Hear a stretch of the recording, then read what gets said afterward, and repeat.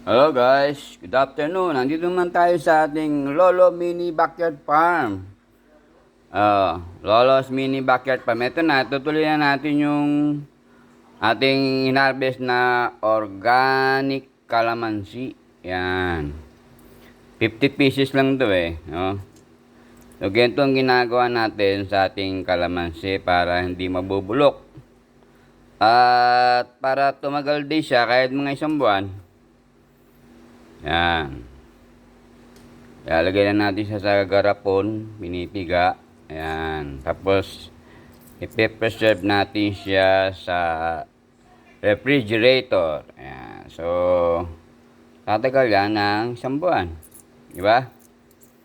Ang calamansi ay good for health. Vitamin C. Ayan, no? At pagkatapos, yung mga balat, i-compost din natin.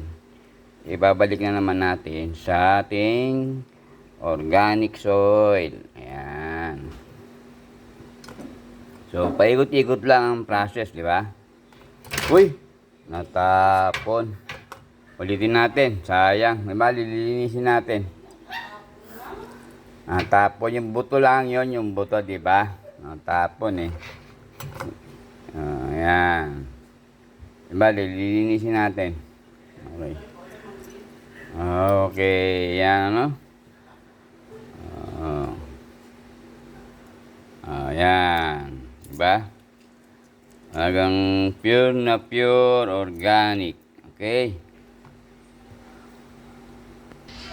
Ayan na guys. So, ayan na. Tapos tayo sa ating pure calamansi. So, ayan. Ng 50 pieces na maliliit na calamansi. Diba? Ito yung babalik natin sa organic soil. Okay. Tapos ito, pipigayin pa natin yan. Okay. Okay, thank you for watching. Vitamin C, calamansi, Thank you sa Lord. Thank you kay Lord, no? Nagkaroon tayo ng organic, pure calamansi. Yan, no? Okay. Yan. Yan ang 50 pieces, no? Okay. Thank you for watching. Ating calamansi, organic, limpat. Okay? At mamaya susunod natin itong ating onion. Fermented juice. Okay? Thank you for watching. Bye-bye.